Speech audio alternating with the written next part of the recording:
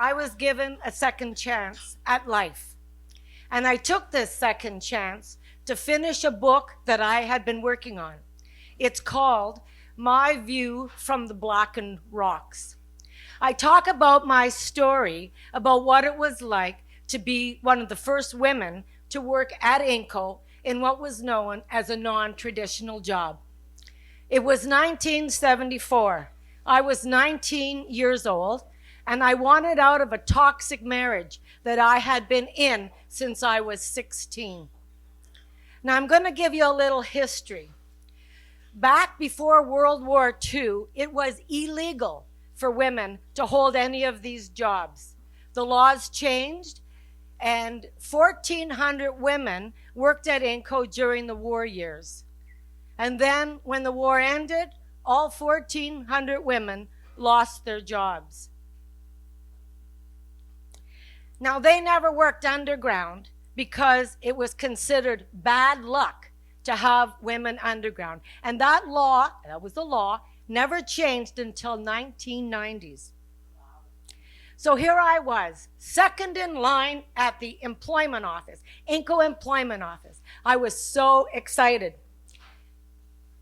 They put me in a place called the anode. Now, the anode is where they cast molten metal. There were 3 very, very large furnaces that held about 300 tons of molten metal. Also, there were 5 carousel wheels, and there were 22 molds on each wheel. The molten metal would be poured into the molds, and they would make anodes, and each anode weighed 600 pounds.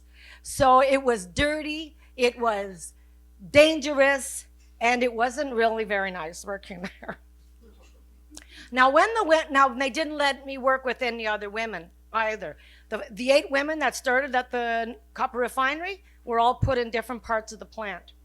Now, it was really sad because the company didn't want us there, the men didn't want us there, and the women certainly didn't want us working beside their husbands. And I was always in trouble. I don't know why. I was just always in trouble. So my first grievance, I watched as my steward, Bruce McKeegan, wrote down, I, Cathy Mulroy, have a grievance under the CBA, that's the collective bargaining agreement. And then I thought, wow, this is a really good idea, writing everything down. I didn't have to remember what was said or what happened because it was written down. So I began to write down everything. But in the anode, there wasn't much paper to write on. So I wrote on paper towels, and I wrote on the inside of my cigarette package. And then when I got home, I threw all these papers in a box and covered it. Now, there was no rational explanation why I did it at that time. But looking back, now I understand it. Because let me give you an example. First, we'll talk about sexual harassment. Picture this. I'm all by myself with 40 men in a dirty, stinky, small lunchroom, and somebody had wallpapered the walls with pictures of naked women from Hustler magazine. This made me extremely uncomfortable, and I got mad. The next, if you wanted to get out of the anode, you couldn't go anywhere else because there were no washroom facilities. That's the excuse they used. And of course, that too made me mad. And then there was a sexual assault, better known as rape. This really made me mad. And then there were threats and obscene phone calls to my 7-year-old son. And all I wanted to do was protect my 7-year-old boy and my 4-year-old daughter. There were no laws protecting women back then. And the attitude from the company was, this is the culture here, Cathy, and if you don't like it, you can go work somewhere else. Now, 30 years of fighting took its toll, and I began to get really sick. My doctor told me I was too stubborn, that I would never, ever have a nervous breakdown, but my body would give out. And it did.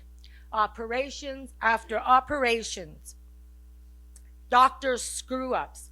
And then you know that mesh that everybody's having problems with? Well, mine unhooked itself, and it tore up the small intestines. It caused an infection, and I was dying. I was going to be in bed for 18 months. And I'm one of those people who say, oh, I'm not religious, I'm spiritual. So I made a list of gods, and I decided, well, I might as well pray to all of them. What can I lose, right? So there I was at St. Michael's Hospital in Toronto, on the gurney in the operating room. And my prayer went something like this. Okay, all you gods up there who are listening, I need some help down here. Anytime you're ready, I'm willing to accept it, like right about now. And I survived, as you can see. So then I said, when I was lying in my hospital bed in our living room, all I had time for was what was going on in my head, unless I watched Netflix, but other than that. And I wondered why I survived. And what came to me from my heart and from my gut, well, what was left of my gut, was I had to finish this book. I had something to say. So now came the book. There were writes and rewrites and editing and more editing and living it and reliving it. And then finally, the book was done. But while I went through this process, I started feeling better. And I wasn't just feeling better because of all the operations. It was a deep down feeling.